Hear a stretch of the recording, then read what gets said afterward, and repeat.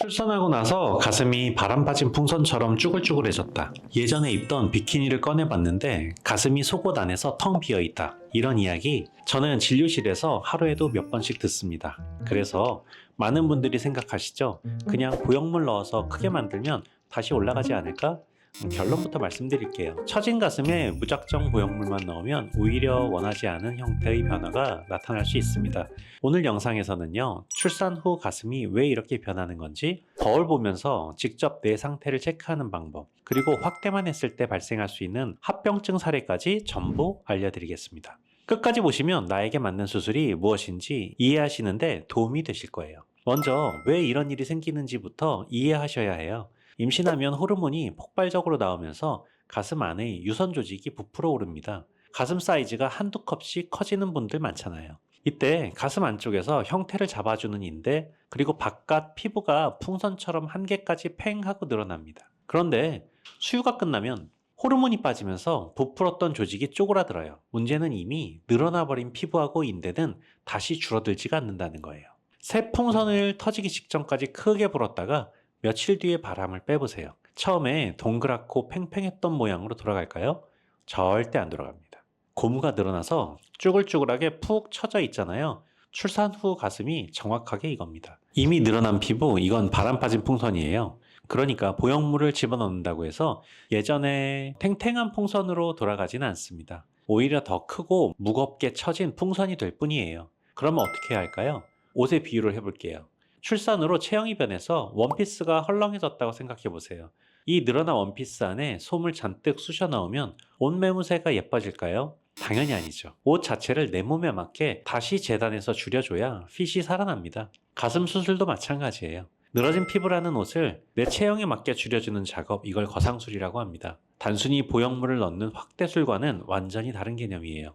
먼저 가슴 확대술은 쉽게 말해 빠져나간 빈 공간에 다시 볼륨을 채워 넣어 이전의 크기를 복원하는 수술입니다. 반면 가슴 거상술은 늘어진 피부를 알맞게 줄여주고 처진 위치를 위로 끌어올려 아름다운 형태를 복원하는 수술이죠. 출산 후 가슴 변화를 고민하시는 대부분의 산모님들께는 이 두 가지 수술을 함께 진행하는 것을 권장드리고 있습니다. 자, 지금 이 영상을 보고 계신 분들 중에 내 가슴은 어느 정도 처진 상태일까? 궁금하신 분들 많으실 겁니다. 집에서 간단하게 확인해 볼 수 있는 자가 진단 방법 하나 알려드리겠습니다. 거울 앞에 서서 옆모습을 한번 비춰보세요. 여기서 기준이 되는 포인트는 딱 두 가지입니다. 하나는 가슴이 접힌 밑선, 즉 가슴 아래 라인이고요. 또 하나는 유두의 위치입니다. 이 위치의 관계만 봐도 대략적인 처짐 정도를 확인할 수 있습니다. 먼저 유두가 가슴 밑선보다 위쪽에 있다면 이 경우는 정상 범위에 가까운 상태라고 보시면 됩니다. 브래지어를 착용하지 않아도 가슴 모양이 자연스럽게 봉긋하게 유지되는 경우입니다. 유두가 가슴 밑선과 거의 비슷한 높이에 있다면 약간 처진 느낌은 있지만 심한 처짐은 아닌 상태입니다. 이런 경우에는 볼륨이 줄어드는 것이 주된 문제인 경우가 많아서 확대술만으로도 개선되는 경우가 있습니다. 만약 유두가 가슴 밑선보다 약간 아래쪽, 대략 1에서 3cm 정도에 내려와 있다면 눈에 띄는 처짐이 시작된 단계라고 볼 수 있습니다. 이 단계에서는 단순히 볼륨만 채우는 확대술보다는 확대와 거상을 함께 고려하는 경우가 많습니다. 그리고 유두가 가슴 밑선보다 훨씬 아래쪽에 위치하고 심한 경우, 아래 방향을 향하고 있다면 이 경우는 처짐이 꽤 진행된 상태입니다. 이 단계에서는 늘어진 피부를 정리하는 거상술이 필요할 가능성이 높습니다. 또 한 가지 다른 형태가 있는데요.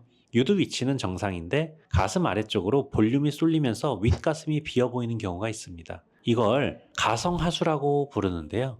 이 경우에는 처짐 자체보다는 볼륨 부족이 문제인 경우가 많이 있기 때문에 확대술이나 지방 이식으로 개선을 고려할 수 있습니다. 이 자가 진단이 중요한 이유가 있습니다. 예를 들어 처짐이 경미한 경우라면 무조건 거상술까지 진행할 필요는 없습니다. 하지만 처짐이 분명히 있는 상태에서 흉터가 걱정된다고 확대만 선택한다면 원하지 않는 형태 변화가 나타날 수 있습니다. 그래서 다음 파트에서는 확대만 했을 때 어떤 문제가 생길 수 있는지 설명해 드리겠습니다. 진료실에서 가장 많이 듣는 질문입니다. 원장님, 그냥 보형물만 넣어서 볼륨만 채우면 안 되나요? 흉터가 걱정돼서 거상은 최대한 피하고 싶어요. 그 마음은 충분히 이해합니다. 하지만 처짐이 분명히 있는 가슴에 확대만 진행하면 원하지 않는 형태의 변화가 생길 수 있습니다. 특히 처짐이 어느 정도 진행된 분이 거상 없이 보형물만 넣게 되면 가슴 아래선 부위가 깔끔하게 정리되지 않으면서 가슴 밑선이 두 겹처럼 보이는 현상이 나타날 수 있습니다. 이걸 더블 버블이라고 합니다. 쉽게 비유해 볼게요. 앞에서 말씀드린 것처럼 출산 후 늘어난 가슴은 헐렁해진 원피스와 비슷합니다. 이 상태에서 옷 자체를 줄이지 않고 안쪽에 패드를 크게 넣으면 어떻게 될까요? 가슴 윗부분이 채워지긴 하겠지만 늘어진 원단은 그대로 남아있기 때문에 아래쪽의 원단이 한 번 더 접히거나 울면서 옷의 라인이 매끈하게 정리되지 않겠죠. 가슴도 비슷합니다. 늘어진 피부와 조직은 그대로인데 안쪽에 보형물만 들어가면 겉라인이 자연스럽게 정리되지 못하고 가슴 밑선 부위에서 이중으로 경계가 보일 수 있습니다. 즉 보형물은 볼륨을 채워주는 역할은 할 수 있지만 이미 늘어진 피부를 정리해주지는 못해요. 그래서 처짐이 분명한 경우에는 확대만으로 해결하기보다는 필요하다면 거상을 함께 고려해야 더 자연스럽고 안정적인 형태를 만들 수 있습니다. 또 한 가지 중요한 점은 이 상태를 억지로 보완하려고 더 큰 보형물을 넣는다고 해서 해결되지 않는다는 겁니다. 오히려 무게가 늘어나면서 아래쪽 조직에 부담이 더 가고 결국에는 다시 형태 교정을 고민하게 되는 경우가 있습니다. 처진 가슴은 단순히 크기 문제가 아니라 피부 조직 위치의 문제까지 함께 봐야 합니다. 처짐이 있는데 흉터가 걱정된다고 해서 확대만 선택하시면 오히려 결과에 대한 만족도가 떨어질 수 있습니다. 처음부터 정확하게 진단하고 내 상태에 맞는 방법을 선택하는 것이 가장 중요합니다.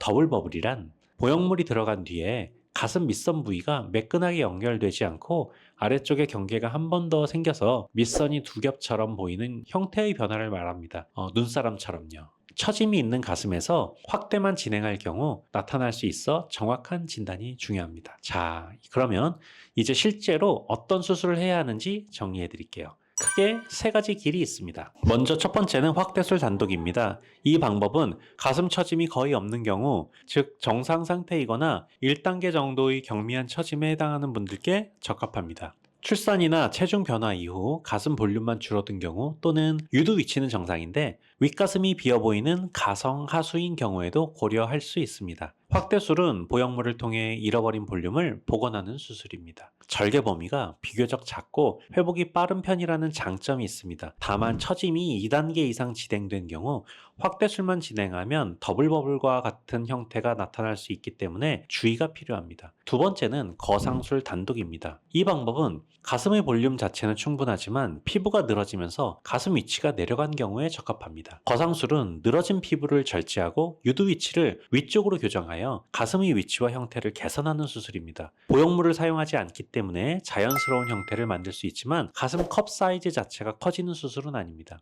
세 번째는 확대술과 거상술을 함께 진행하는 방법입니다. 볼륨도 줄어들고 처짐도 함께 있는 경우에 가장 많이 시행되는 방법입니다. 특히 출산 이후 가슴 변화를 경험한 산모분들께 가장 많이 적용됩니다. 이 방법은 한 번의 수술로 볼륨을 복원하면서 동시에 처진 가슴을 교정할 수 있다는 장점이 있습니다. 다만 두 가지 수술을 동시에 진행하는 만큼 난이도가 높은 수술에 해당하기 때문에 숙련된 의료진의 경험이 중요합니다. 중요한 건 나는 몇 단계인가 이 수술이다 라고 인터넷에서 혼자 판단하시면 안 됩니다. 피부 탄력, 가슴 조직의 질, 체형 이런 것들을 종합적으로 봐야 하기 때문에 반드시 대면 상담에서 정밀하게 진단을 받으셔야 해요. 거상술하면 제일 먼저 걱정되는 게 흉터죠.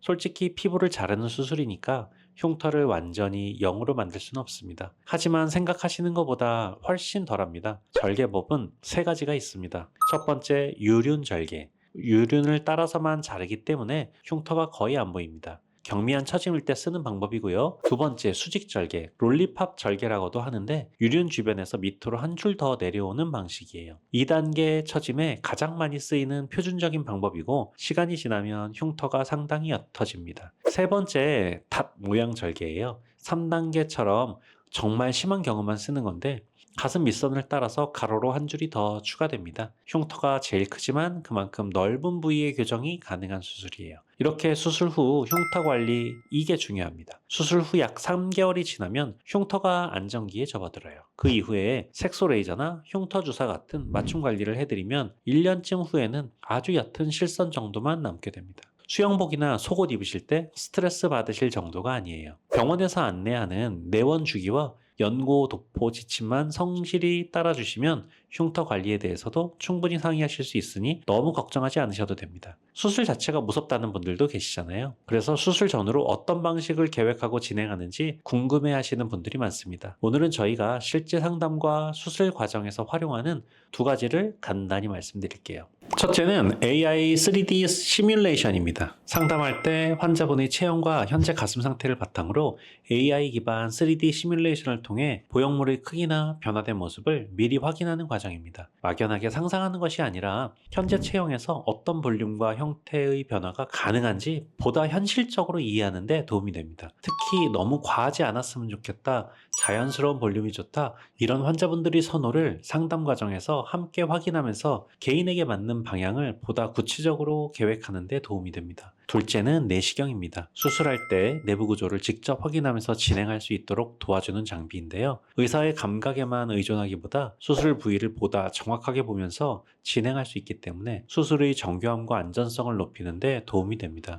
이런 부분들은 단순히 결과만이 아니라 수술 계획 단계부터 실제 수술 과정까지 전체적인 정밀도를 높이는 역할을 합니다. 결국 중요한 것은 장비 이름 자체보다 그 장비를 어떤 상황에서 어떻게 활용해서 환자분에게 더 적절한 수술 계획을 세우고 더 정교하게 수술하느냐입니다. 엄마들이 수술을 망설이는 가장 큰 이유가 이겁니다. 아이를 못 안으면 어떡하지? 일상생활은 빠르면 2, 3일 뒤부터 가능하세요. 아이가 7세 이상이면 양육에 큰 무리가 없습니다. 문제는 3에서 4세, 무게 10kg 안팎의 영유아예요. 아이를 바닥에서 번쩍 들어 올리는 동작이 가슴 근육에 상당한 부담을 줍니다. 최소 3에서 4주, 넉넉하게는 6주까지는 아이 들어 올리기를 삼가하셔야 합니다. 그래서 이 기간 남편분, 친정 부모님, 보육 도우미의 도움이 반드시 필요합니다. 아이를 위로 들어 올리지 마시고 엄마가 소파에 깊이 기대 앉은 상태에서 아이가 스스로 무릎 위로 기어오르게 유도하세요.